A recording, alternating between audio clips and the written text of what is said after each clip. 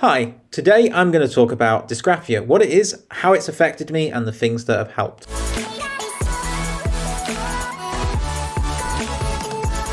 Growing up, I had a lot of difficulty with writing.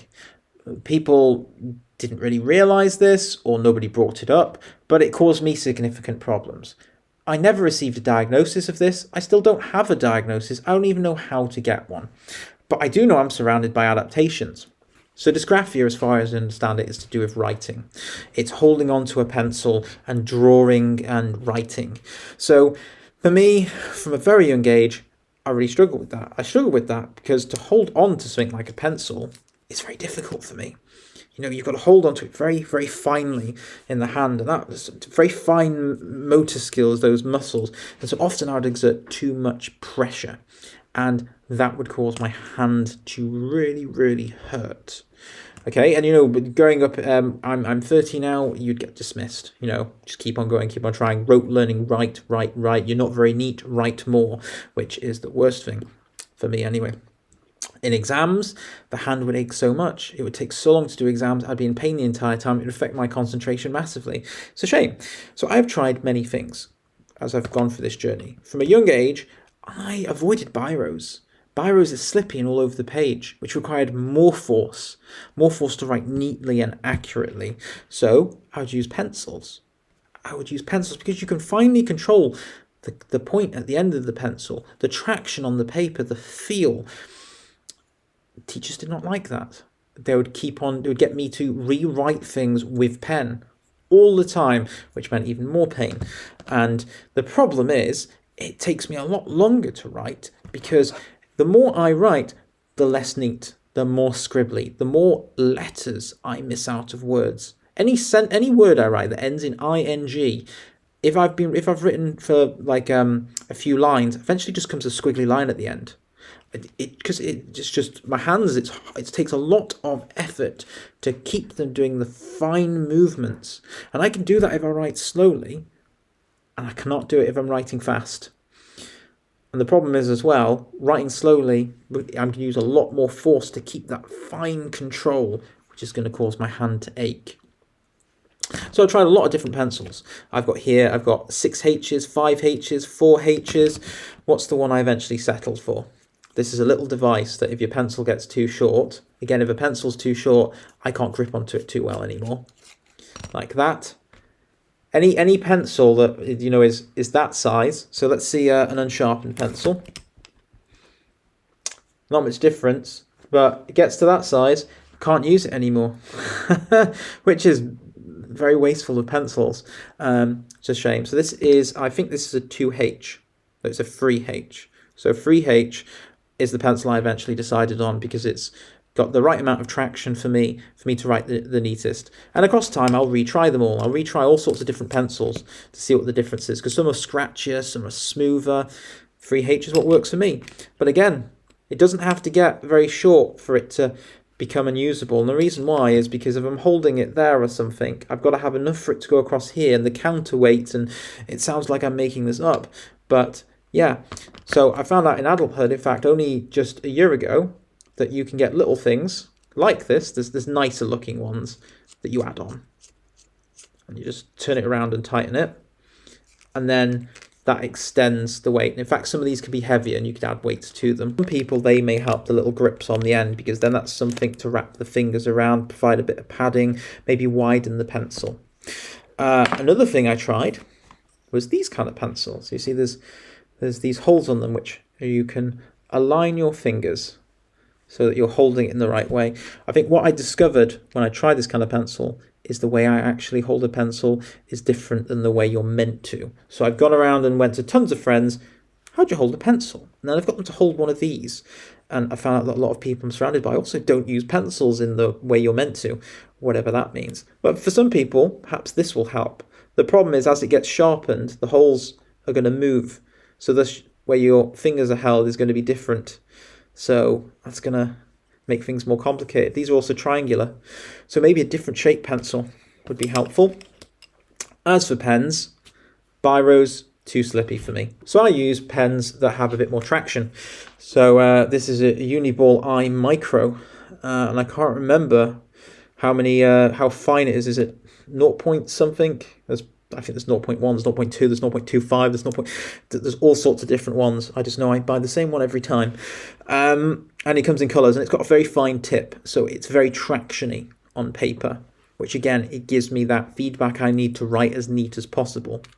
When it comes to writing every day, I don't use lined paper. I haven't used lined paper in years. As an adult. Thank you and good afternoon. This is Sam Vaughn for Sam Sports Report.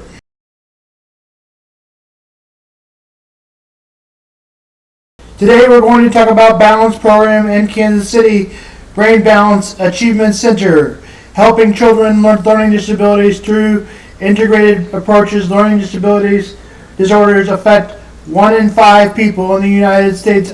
Learning disorders can cause having trouble learning using certain skills. These contribute to difficult performance as well as low self-esteem, trouble developing personal relationships.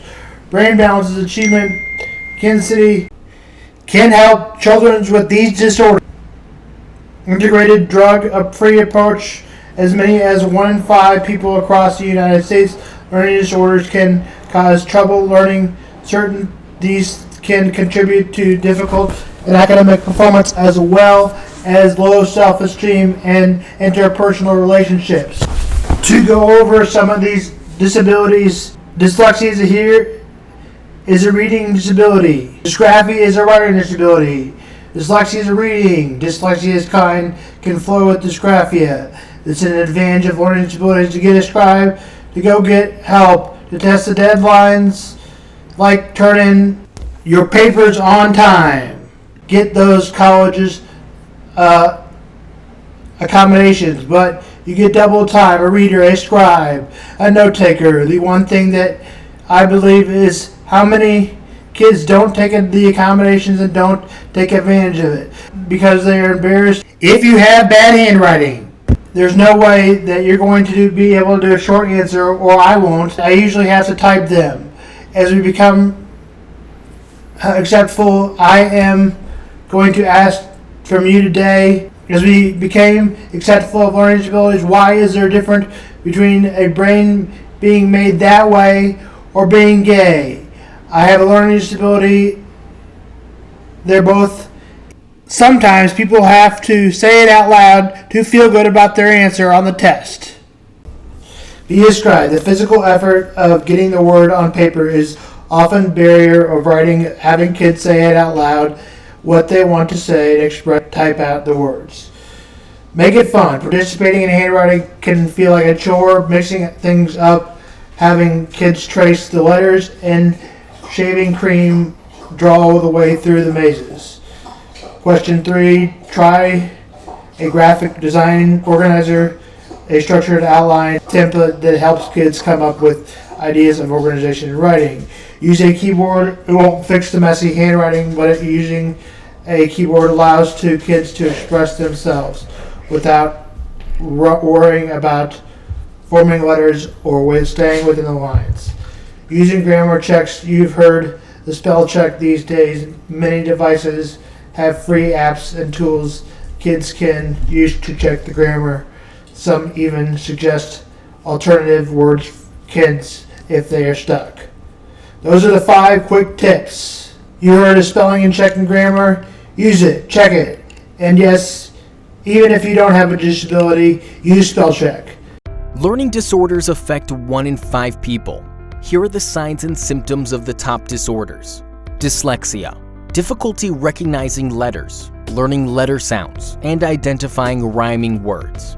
Dysgraphia, distorted and incorrect handwriting plus issues with fine motor skills. Dyscalculia, problems with learning fundamentals including basic numerical skills. Dyspraxia, difficulties involving balance and fine motor control. Brain Balance Achievement Centers helps children struggling with learning disorders through our personalized integrated program. The Kansas City Royals are becoming transparent with Royals Stadium John Sherman detailed the reading. Many others components will compare and board benefits to complete release 30-day. After that, teams can compensate. Downtown in Kansas City is spotting a neighborhood which in the river with Clay County. We are committed to the right. Sherman wrote, "It's a huge decision. We're focused on playing the long game with the region we call home. In late September, we plan to announce which site best fulfills our pledge to Kansas City and the powerful community, generates stable economy, city statewide, greater opportunity to citizens in our region." The Royals previously played in a ballpark projection. The purpose of the district, he believes it would 20,000 jobs and 1.4 billion labor and 2.8 economic output, construction, and labor income. Sherman estimates it will take care of 3 years to complete. The ultimate decision can come finance. The Royals have shared the sports complex with the Kansas City Chiefs, dating to construction. Both Coliseum Stadium and Arrowhead Stadium are part of the current lease assignments. 3/8% of the sale taxes that goes toward the upkeep of the both facilities that turn in allowed each alternative are other stadiums built during the same era. The Royals want the sales tax be on the ballot in the spring, with roughly $350 million that produces public funding shifted toward the construction of the new stadium baseball.